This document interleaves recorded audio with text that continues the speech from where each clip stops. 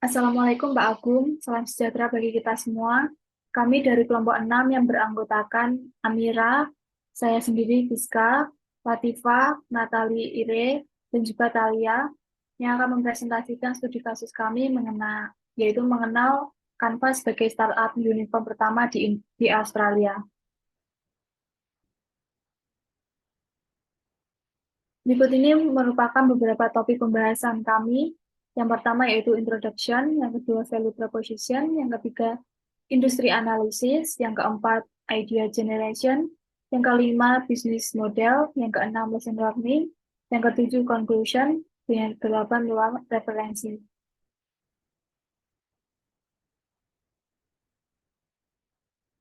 Pembahasan kita yang pertama yaitu mengenai introduction Canva. Jadi Canva merupakan sebuah aplikasi desain grafis yang dapat digunakan untuk membuat grafis media sosial, presentasi poster, dokumen, dan konten visual yang lainnya.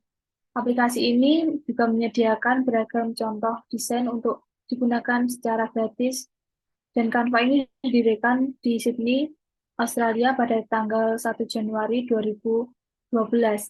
CEO Canva yaitu Melanie Perkins yang merupakan sosok wanita hebat di balik kesuksesan Canva. Melanie merupakan putri dari seorang insinyur Malaysia keturunan Filipina Sri Lanka dengan ibunya yang kelahiran Australia yang berprofesi sebagai guru. Melanie sendiri memutuskan untuk menekuni jurusan komunikasi, psikologi, dan perdagangan di University of Western Australia. Bersama dengan Cliff Roberts, Melanie Perkins yang berusia 19 tahun mampu menciptakan Fusion Books, yaitu platform desain buku tahunan sekolah, dengan perkembangan dan pertumbuhan dari Fusion Books tersebut yang sangat pesat di Australia, bahkan mampu menjangkau pasar sampai ke Prancis. Maka dari itu, Melanie Perkins dan juga Cliff Albert membangun aplikasi Canva pada tahun 2012.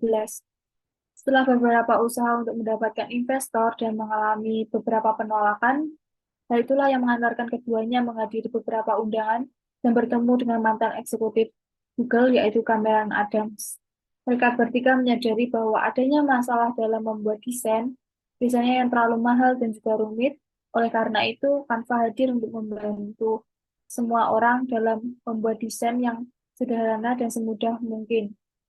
Sehingga pada tahun pertama peluncuran Canva memulai memulai dengan modal sebesar 3 juta US dollar dari investor founder Google Maps yaitu Tai and Lars Rasmussen. 5 tahun pertama Canva langsung menghasilkan laba yang cukup menjanjikan, sehingga banyak investor yang datang seperti Australia Blackbird Ventures serta Sequoia Capital asal Cina yang memberikan suntikan dana sebesar 87 juta US dollar. Hingga saat ini total valuasi Canva telah mencapai 40 juta US dollar, 40 miliar US dollar, hingga menjadikan sebagai Canva sebagai startup terbesar kelima di dunia dan sekaligus menjadi startup unicorn pertama di Australia. Next.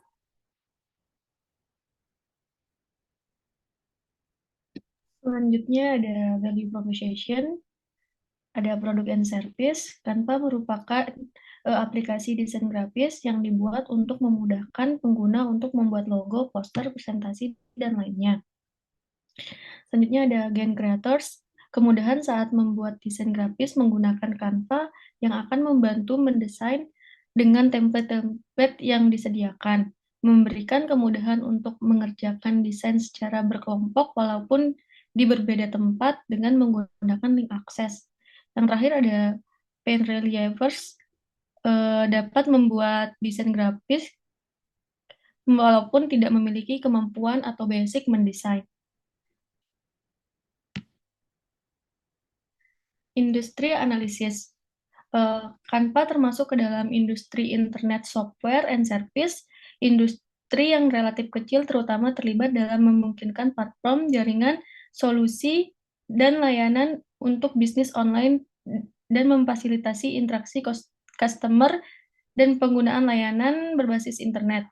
Industri ini mencakup perusahaan yang mengembangkan dan memasarkan perangkat lunak internet dan menyediakan layanan internet seperti database online dan layanan interaktif.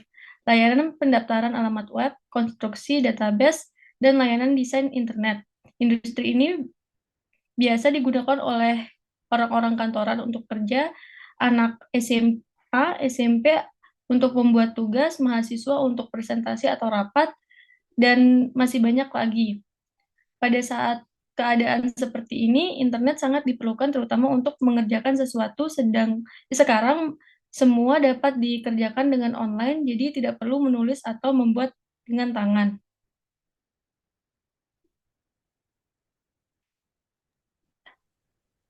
Textual analysis.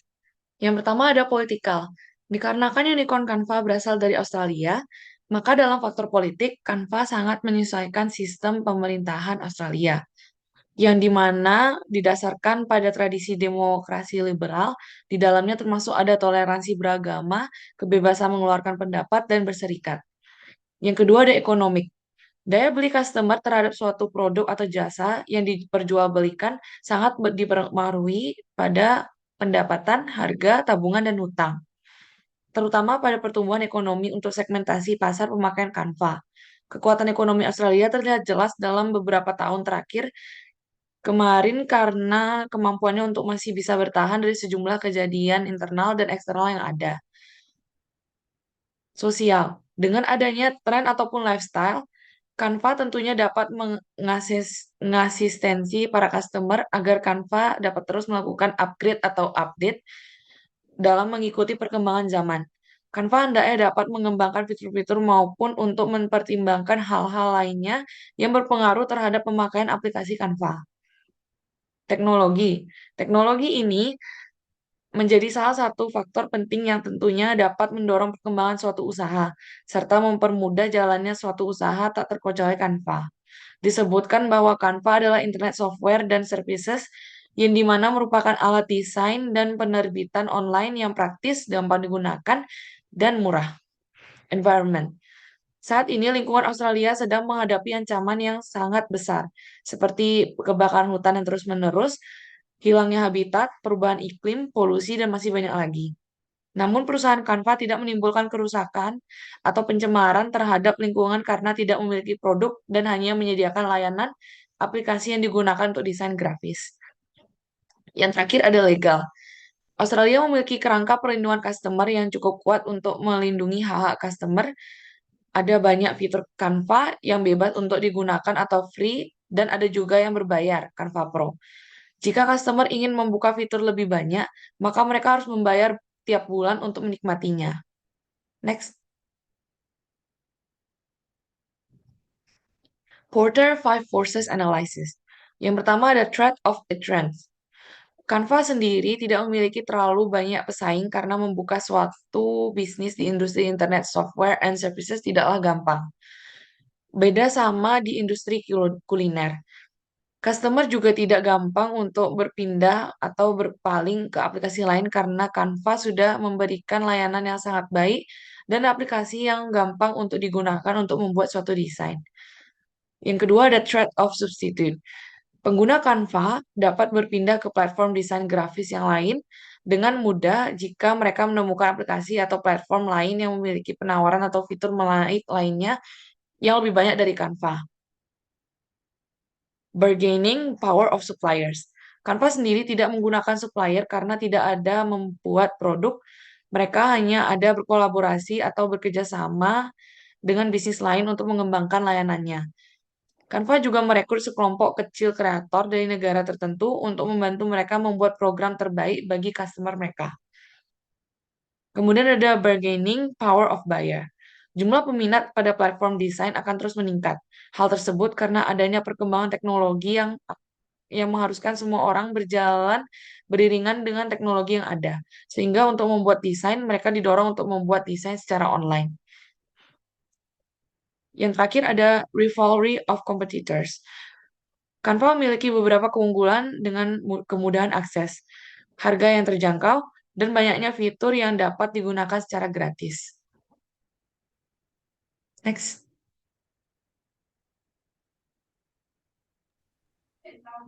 Selanjutnya, saya akan membahas mengenai perkembangan tren dan juga industri. Jadi pada perkembangannya, industri di bidang internet, software, dan service ini hanya berupa aplikasi desain yang mahal dan susah untuk digunakan oleh semua pengguna yang baru, pemula, dan dalam membuat desain. Namun, seiring dengan berjalannya waktu, industri ini mulai berinovasi dengan adanya website jasa desain yang sulit untuk dijangkau. Dahulunya, desain grafis hanya dapat dikerjakan oleh orang-orang tertentu yang memiliki koneksi terhadap aplikasi berbayar seperti Adobe maupun Photoshop. Namun, saat ini, hal tersebut dapat dikerjakan oleh semua orang dan diakses dengan mudah melalui hadirnya Canva.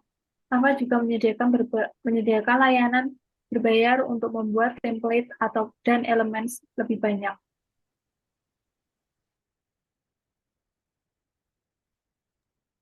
Selanjutnya adalah idea generation. Nah, dalam proses bagaimana ide Canva ini dapat hadir adalah dimulai dari adanya keresahan sang pendiri, yaitu Melanie Perkins, yang merasa bahwa software desain grafis pada saat itu sangat sulit digunakan dan sangat tidak praktis. Hal ini membuat Melanie melihat peluang ataupun kesempatan bisnis yang besar, dan pada akhirnya ia pun memutuskan untuk meluncurkan website desain online yang mudah digunakan.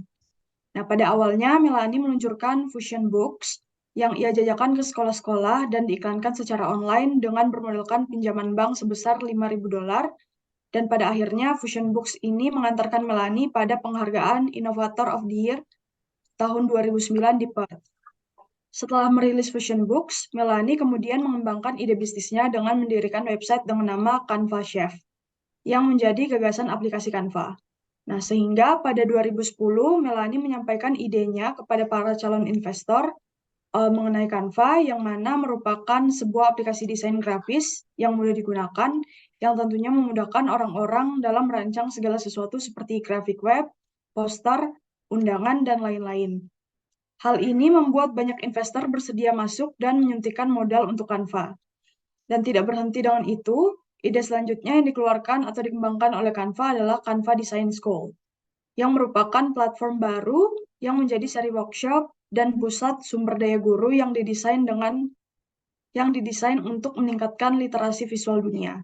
Nah, selanjutnya ide yang diluncurkan oleh Canva adalah merilis Canva for Work, yang mana platform ini dapat membuat desain grafis yang efektif dan konsisten dengan harga murah. Dan pada akhirnya di tahun 2018, Canva berhasil meningkatkan valuasinya sehingga menjadi startup unicorn pertama yang berasal dari Australia. Next. Oke, yang selanjutnya adalah marketing. Untuk yang pertama yaitu Canva mengarahkan untuk membantu orang meningkatkan kemampuan desain mereka.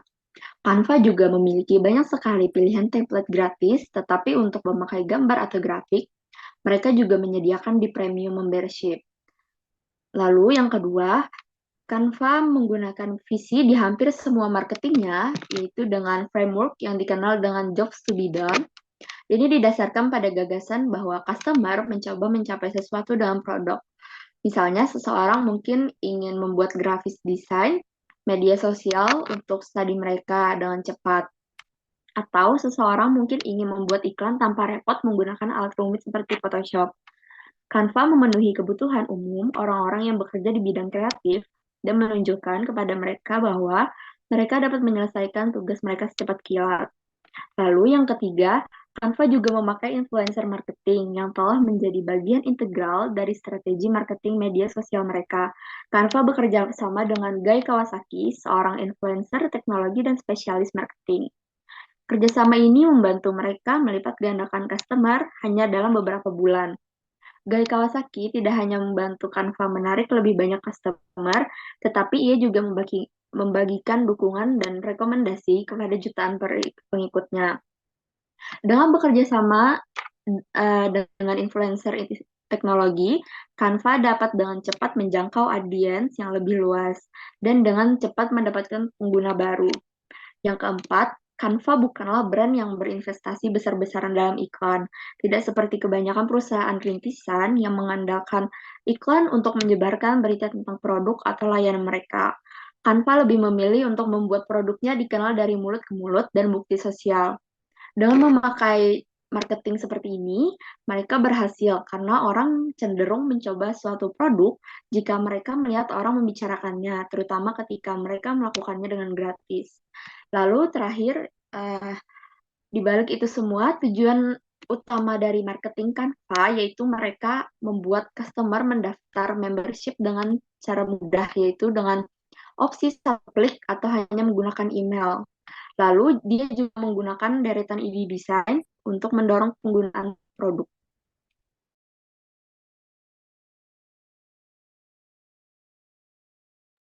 Selanjutnya ada lesson learning, yang mana Canva merupakan sebuah aplikasi desain grafis yang dapat digunakan untuk membuat grafis media sosial, presentasi, poster, dokumen, dan juga konten visual yang lainnya. Nah, aplikasi ini juga menyediakan beragam contoh desain untuk digunakan secara gratis. Analisis sederhana yang dapat diambil dari perusahaan unicorn seperti Canva ini memberikan insight bahwa pendiri Canva menggali permasalahan yang ada, sehingga dapat memberikan solusi yang tepat untuk menyelesaikan permasalahan yang ada. Nah, Canva berdiri dengan beberapa pertimbangan dan tidak mudah untuk dapat merealisasikan ide bisnis dan menjalankannya. Dengan adanya dukungan dari permasalahan yang perlu untuk diatasi, Canva mampu menerapkan tahapan ideation sebelum menempuh kesuksesannya. Nah, hal yang menjadi highlight pada perusahaan ini adalah bagaimana cara mereka untuk menjadikan permasalahan menjadi sebuah bisnis idea. Canva mampu memberikan solusi untuk permasalahan desain yang mahal, yaitu dengan menghadirkan fitur-fitur desain yang mudah dan juga murah. Nah, untuk kesimpulannya, lesson learning ini sudah dipersingkat menjadi 4 bagian seperti yang tampil pada layar. Next. Oke, conclusion. Canva merupakan perusahaan yang bergerak di bidang desain grafis yang memberikan fitur berupa alat bantu desain dan publikasi online dengan misi memberdayakan semua orang di seluruh dunia agar dapat membuat desain apapun dan mempublikasikannya dengan mudah dan murah. Yang hal ini ketika founder Canva mengenyam di bangku pendidikan, melakukan ideation dan proyeksikan idenya dengan membuat desain yang sederhana dan semudah mungkin. Lalu, karena sudah berada di akhir, terima kasih untuk Pak Agung yang sudah mendengarkan kami sampai habis. Kami dari kelompok 6 pamit undur diri. Mohon maaf apabila terjadi kesalahan. Wassalamualaikum warahmatullahi wabarakatuh. Selamat malam.